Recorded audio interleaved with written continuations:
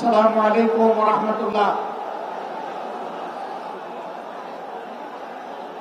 ঐতিহাসিক পল্টন মোড়ে বাংলাদেশের মুক্তিকামী জনতার কণ্ঠস্বর 8টি বিশিষ্ট রাজনৈতিক দল আয়োজিত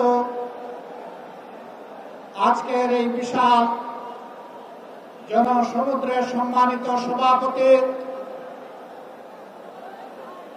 বিশিষ্ট আলেমেদের, ইসলামী আন্দোলন বাংলাদেশের সম্মানিত আমির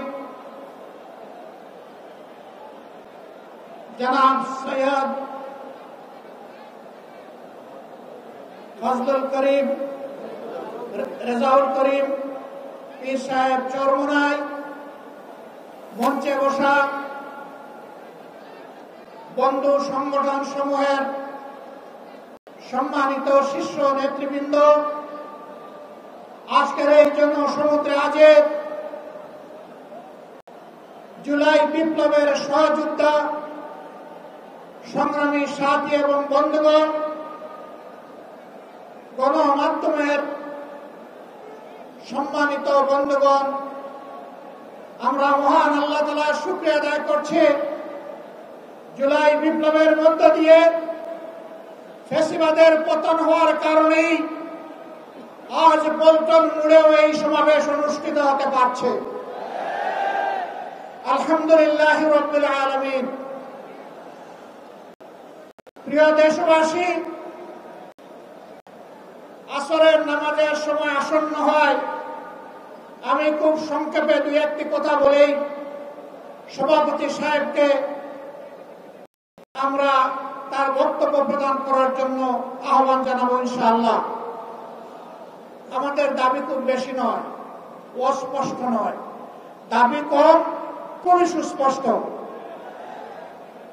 1 নম্বর দাবি হচ্ছে জুলাই বিপ্লবকে স্বীকৃতি দিতে হবে। যারা জুলাই বিপ্লব মানবেন না তাদের জন্য 26 সালে কোনো নির্বাচন নাই। 26-এর নির্বাচন দেখতে হলে আগে জুলাই বিপ্লবের স্বীকৃতি লাগবে। আর জুলাই বিপ্লবের স্বীকৃতি দিতে হলে জুলাই সনদের আইনি ভিত্তি দিতেই হবে। এই আইনি ভিত্তি ছাড়া কোন নির্বাচন অনুষ্ঠান হওয়ার কোন সম্ভাবনা নেই। কখন হবে এই আইনি ভিত্তির গোড়াপত্তন? এদেশের মুক্তিকামী মানুষের কথা একটাই, জাতীয় সংসদ নির্বাচনের আগে গণভোট অনুষ্ঠিত হতে হবে। গণভোটের ব্যাপারে সকল দল একমত, তাহলে তারিখ নিয়ে এই বায়নাবাজি কেন? একমত হয়ে যখন স্বাক্ষর করেছি সবাই, তখন গণভোট আগে হওয়াই হচ্ছে যুক্তিযুক্ত। এর মধ্য দিয়ে আইনি ভিত্তির পটাতন তৈরি হবে ইনশাআল্লাহ, এবং এর ভিত্তিতেই আগামী জাতীয় সংসদের নির্বাচন অনুষ্ঠিত হবে। ওই নির্বাচন যখন অনুষ্ঠিত হবে তখন আর কোনো সংশয় সন্দেহ থাকবে না। আমরা চাই আগামী ফেব্রুয়ারিতে রোজার আগেই জাতীয় সংসদ নির্বাচন অনুষ্ঠিত হোক। এইটা নিয়ে কেউ ধূম্রজাল সৃষ্টি করার পায়তারা চালাবেন না, ওদুর পিণ্ডি উদির গাড়ে ফেলবেন না। আমরা জাতীয় ঐক্যমত কমিশনে গিয়ে সকল দল আমাদের মতামত দিয়েছি। এই 8 দলের পক্ষ থেকে ডজন খানেক নোট অফ ডিসেন্ট আমরা দেই নাই। আমরা প্রস্তাবনাগুলো যৌক্তিক মনে করে সেখানে আলাপ আলোচনায় আমরা ইতিবাচক মত দিয়েছি। এরপরে সংখ্যাগরিষ্ঠ দলের মতামতের ভিত্তিতে একটা চার্টার তৈরি হয়েছে। এটি হচ্ছে গণতন্ত্রের কথা, যে সংখ্যাগরিষ্ঠ যা বলবে বাকিরা তাই মেনে নেবে। কিন্তু আমরা দেখলাম না, কেউ কেউ তা মেনে নিতে রাজি নন। জুলাই সনদেই যদি আপনি গণতন্ত্রের প্রতি শ্রদ্ধা না দেখান, জাতীয় নির্বাচনে আপনি শ্রদ্ধা দেখাবেন কিভাবে? এই জায়গায় আসতে হবে। সকল বায়না ভুলে যান, জুলাই শহীদের রক্তের প্রতি সম্মান দেখান। জুলাই যারা লড়াই করেছে বুক টান করে, যারা পঙ্গু আহত হয়ে এখনো দুঃখে দুঃখে কষ্ট করছে, মেহরবানি করে তাদের বুকের ভাষা বোঝার চেষ্টা করুন।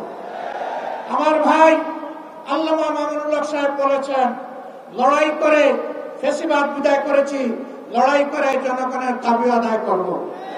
আমি স্পষ্ট ভাষায় বলতে চাই, কোন দলের নয়, জনতার বিজয় হবে ইনশাআল্লাহ। জনতা কি চায় কান পেতে শোনার চেষ্টা করো।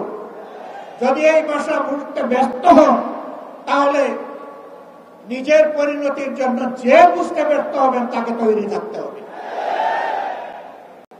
আমরা কথা দিচ্ছি বাংলাদেশের জনগণকে, আমাদের সহযোদ্ধারা আমাদের হাতে এনে মুক্তির প্রাথমিক পরিবেশটা উপহার দিয়েছে। আমরা জনগণের মুক্তি আদায় করেই ঘরে ফিরবো ইনশাআল্লাহ। আমরা ভদ্র ভাষায় কথা বলছি, ভদ্র ভাষায় কথা বলবো, কিন্তু আমাদের দাবির ব্যাপারে আমরা হিমালয়ের মতো অনড় থাকবো। কারণ এই দাবি জনগণের দাবি, কোন দলের দাবি নয়। এই দাবি বিপ্লবের দাবি, এই দাবি ফ্যাসিবাদের দাবি নয়। অতএব ফ্যাসিবাদের দাবির কাছে বাংলাদেশের জনগণ মাথা নত করবে না। তৈরি হন, যতক্ষণ পর্যন্ত জনগণের দাবি আদায় না হবে আমাদের আন্দোলন দুর্বার গতিতে চলতে থাকবে ইনশাআল্লাহ। আজ শীর্ষ নেতৃবৃন্দ এই মিটিং এর পরে আমরা মিলিত হচ্ছি, পরবর্তী কর্মসূচি যথাশীঘ্রই আপনারা জানতে পারবেন। সেই কর্মসূচি বাস্তবায়নের জন্য প্রস্তুতি নেওয়ার আহ্বান জানিয়ে এবং সরকারকে জনগণের ভাষা বুঝে অতি শীঘ্র গণভোট আগে নেওয়ার সিদ্ধান্ত নেওয়ার আহ্বান জানিয়ে আমার বক্তব্য এখানে শেষ করছি। আল্লাহ হাফেজ। বাংলাদেশ জিন্দাবাদ। আর দলীয় আজকের এই সমাবেশ জনগণের দাবি আদায়ের পাঠাতন হোক। আসসালামু আলাইকুম ওয়া রাহমাতুল্লাহ।